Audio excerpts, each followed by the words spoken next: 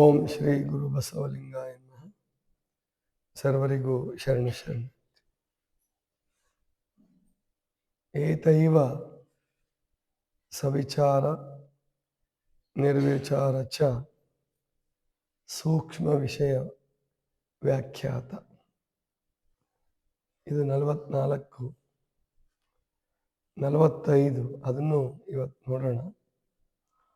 ಸೂಕ್ಷ್ಮ ವಿಷಯತ್ವಂ ಚ ಅಲಿಂಗ ಪರ್ಯಾವಸಾನಂ. ಈ ಎರಡು ಸೂತ್ರಗಳು, ಈ 44ನೇ ಸೂತ್ರ ಕೇವಲ ಒಂದು ಸಾಂಬಂಧಿಕ ಸೂತ್ರ ಅಷ್ಟೇ. 43ಕ್ಕೂ 45ಕ್ಕೂ ನಡುವೆ ಕೊಂಡಿಯಾಗಿ ಕೆಲಸ ಮಾಡ್ತಾ ಇದ್ದೀವಿ. ಹಾಗಾದ್ರೆ 43 ಯಾವುದು?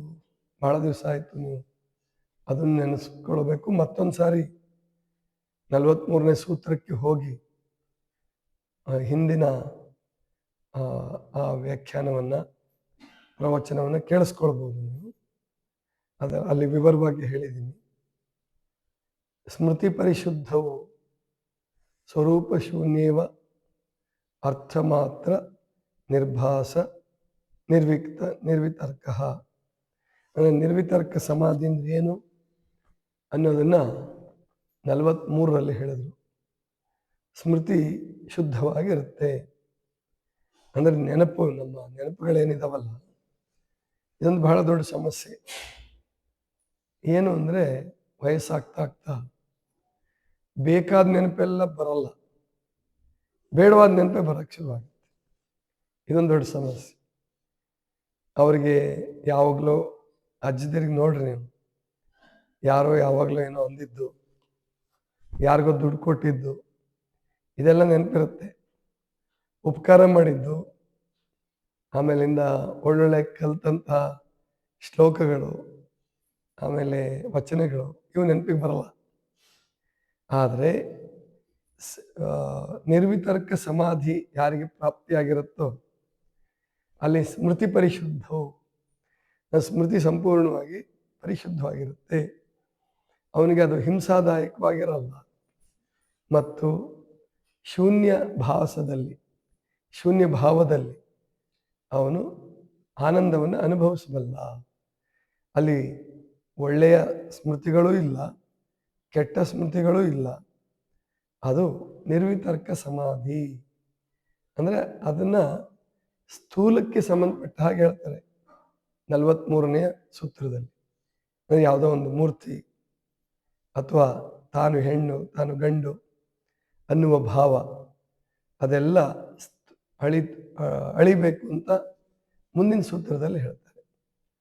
ಮೊದಲನೇ ಸೂತ್ರದಲ್ಲಿ 43ರಲ್ಲಿ ಹೆಣ್ಣು ಗಂಡು ಭಾವ ಅಳೆದಿರುತ್ತೆ ಅಂತ ಹೇಳೋಕ್ಕಾಗಲ್ಲ.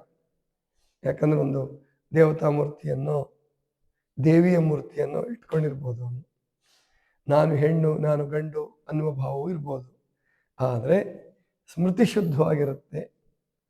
ಯಾವ ಕೆಟ್ಟ ನೆನಪುಗಳಾಗಲಿ, ಬೇಡವಾದ ನೆನಪುಗಳಾಗಲಿ, ಅಥವಾ ಬೇಕಾದ ನೆನಪು ಕೂಡ ವಿಪರೀತವಾಗಿ ಬಂದರೆ, ಈಗ ಪಾಠ ಮಾಡಿರ್ತಾನೆ ಒಬ್ಬ ಉಪನ್ಯಾಸಕ ಅಥವಾ ಶಿಕ್ಷಕ, ಆ ಪಾಠದ್ದೇ ಮತ್ತೆ ಮತ್ತೆ ಮತ್ತೆ ನೆನಪು ಬರ್ತಿದ್ರೆ ಅದು ಹುಚ್ಚರ ಥರ ಮಾಡಿಬಿಡುತ್ತೆ. ಅಂದರೆ ಯಾರ ಪಾಠ ಕೇಳಲಿ ಬಿಡಲಿ ಹೇಳ್ತಾ ಇರೋದು, ಈ ಥರ ಎಲ್ಲ ಶುರುವಾಗ್ಬಿಡುತ್ತೆ. ಆದರೆ ಯಾರು ಯೋಗ ಸಾಧಕನಿರ್ತಾನೆ, ನಿರ್ವಿತರ್ಕ ಸಮಾಧಿಯ ಕಡೆಗೆ ಪ್ರಯಾಣ ಮಾಡ್ತಾನೆ, ಅವನಿಗೆ ಯಾವ ತೊಂದರೆನೂ ಇರೋದಿಲ್ಲ. ಸ್ಮೃತಿ ಶುದ್ಧವಾಗಿರುತ್ತೆ. ಸ್ವರೂಪ ಶೂನ್ಯ, ಸ್ವರೂಪ ಅಂತ ತನ್ನ ಸ್ವರೂಪವೂ ಆಯಿತು ಅಥವಾ ತಾನು ಇಟ್ಟುಕೊಂಡಂತಹ ಮೂರ್ತಿಯ ಸ್ವರೂಪವೂ ಆಯಿತು. ಏವ ಮಾತ್ರ ನಿರ್ಭಾಸ ಅರ್ಥ ಮಾತ್ರ, ಕೇವಲ ಅದರ ಅರ್ಥ ಉಳ್ಕೊಂಡಿರುತ್ತೆ, ಬಾಕಿದೆಲ್ಲ ನಿರ್ಭಾಸ, ನಿರಾಕಾರವಾಗಿ ಉಂಟಾಗಿರುತ್ತೆ. ಇದನ್ನೇ ಏತೈವ ಸವಿಚಾರ ನಿರ್ವಿಚಾರ ಚ ಸೂಕ್ಷ್ಮ ವಿಷಯ ವ್ಯಾಖ್ಯಾತ. ಇದೇ ರೀತಿಯಲ್ಲಿ ವಿಚಾರಗಳಿಗೂ ಕೂಡ ಅಷ್ಟೆ, ನಿರ್ವಿಚಾರ ಇರಲಿ, ಸವಿಚಾರ ಅಂದರೆ ಹಿಂದೆ ಸವಿತರ್ಕ, ಸವಿಚಾರ, ಸಾನಂದ, ಸಸ್ಮಿತ ಸಸ್ಮಿತ ಸಾನಂದ ಅಂತ 4 ರೀತಿಯ ಸಮಾಧಿಗಳನ್ನು ಹಿಂದಿನ ಸೂತ್ರಗಳಲ್ಲಿ ಹೇಳಿದ್ದಾರೆ. ಅದರಲ್ಲಿ ಸವಿಚಾರ ಸಮಾಧಿಯಲ್ಲಿಯೂ ಕೂಡ ಸೂಕ್ಷ್ಮ ಭಾವ, ಅಂದರೆ ಉದಾಹರಣೆಗೆ ಈ ಸ್ಥೂಲ ಶರೀರದಲ್ಲಿ ಹೆಣ್ಣು ಗಂಡು ಭಾವ ಇರುತ್ತೆ. ಅದು ಸೂಕ್ಷ್ಮ ವಿಚಾರಕ್ಕೆ ಬಂದಾಗ ಅದು ಯಾವುದು ಇರೋದಿಲ್ಲ. ಅದನ್ನು ಮುಂದಿನ ಸೂತ್ರದಲ್ಲಿ ಹೇಳ್ತಾರೆ 45ರಲ್ಲಿ.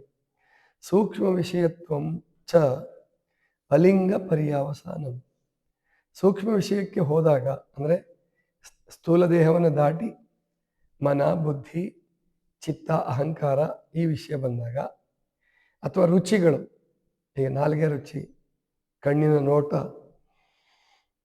ಕಿವಿಯಲ್ಲಿ ಕೇಳೋ ಶಬ್ದ, ಮೂಗಿನಲ್ಲಿ ಗ್ರಹಿಸುವ ವಾಸನೆ, ಇವೆಲ್ಲವೂ ಕೂಡ ಇವಕ್ಕೇನು ಹೆಣ್ಣು ಗಂಡು ಇಲ್ಲ. ಅರ್ಥ ಆಯ್ತಲ್ವಾ?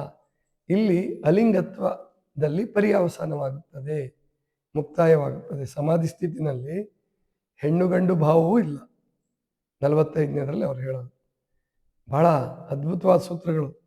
ಆದರೆ ವ್ಯಾಖ್ಯಾನ ಮಾಡೋರು ಏನು ಮಾಡಿದ್ದಾರೆ ಅಂದರೆ, ಅಲ್ಲಿ ಹೆಣ್ಣು ಮತ್ತು ಗಂಡು ಅನ್ನುವ ಭಾವವನ್ನು ಬಳಸಲ್ಲ. ಅಲಿಂಗ ಅನ್ನೋದಕ್ಕೆ ಅದನ್ನು ಮೀರಬೇಕು ಅನ್ನೋದನ್ನು ಅವ್ರು ಬಳಸೋದಿಲ್ಲ. ಅದು ಕೇವಲ ಅಲ್ಲಿ ಲಿಂಗ ತಾರತಮ್ಯ ಹೋಗಬೇಕು ಅನ್ನೋದನ್ನು ಬಿಟ್ಟು ಕೇವಲ ವಿಷಯಕ್ಕೆ ಮಾತ್ರ ಸಂಬಂಧಪಡಿಸ್ಬಿಡ್ತಾರೆ. ಅದನ್ನು ಪಂಚೇಂದ್ರಿಯಗಳು, ತನ್ಮಾತ್ರೆಗಳು, ಇಂತಹಕ್ಕೆ ಶಬ್ದ, ಸ್ಪರ್ಶ, ರೂಪ, ರಸಗಂಧಗಳಿಗೆ ಅನ್ವಯ ಮಾಡಿ ಹೇಳಿಬಿಡ್ತಾರೆ.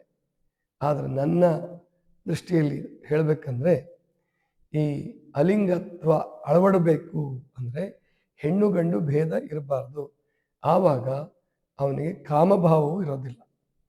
ಯಾವಾಗ ಹೆಣ್ಣು ಗಂಡು ಭಾವ ಇರೋದಿಲ್ಲ ಸಮಾಧಿ ಸ್ಥಿತಿಯಲ್ಲಿ, ಅವನಿಗೆ ಕಾಮುಕತೆ ಅನ್ನುವಂಥದ್ದು ಇರೋದಿಲ್ಲ. ಕಾಮುಕತೆ ಇಲ್ಲದೆ ಹೋದರೆ ಅವನು ಮುಂದಿನ ಜನ್ಮದಲ್ಲಿ ಹುಟ್ಟುವ ಅಗತ್ಯ ಇಲ್ಲ. ಅವನಿಗೆ ಪ್ರಾಯಶಃ ಇದೇ ಜನ್ಮ ಕೊನೆಯಾದರೂ ಆಗಬಹುದು. ಆದರೆ ಹಾಗೆ ಬಿಡುತ್ತೆ ಅಂತ ಹೇಳೋಕ್ಕಾಗಲ್ಲ. ಅಲ್ಲಿ ಪರಮಾತ್ಮ ತನ್ನ ಉದ್ದೇಶಕ್ಕೋಸ್ಕರವಾಗಿ ಸಂಪೂರ್ಣ ಸಿದ್ಧಪುರುಷನನ್ನೂ ಕೂಡ ಮತ್ತೆ ಯಾವುದೋ ಒಂದು ಸಣ್ಣ ವಾಸನೆಗೆ, ಅವನಲ್ಲಿದ್ದಂತಹ ವಾಸನೆ ಈಡೇರಿಸ್ಕೊಳ್ಳೋಕ್ಕೋಸ್ಕರವಾಗಿ ಮತ್ತೆ ಹುಟ್ಟಿ ಬರಬಹುದು. ಅದನ್ನು ಮುಂದಿನ ಅಧ್ಯಾಯಗಳಲ್ಲಿ ಹೇಳ್ತಾರೆ ಪತಂಜಲಿಗಳು.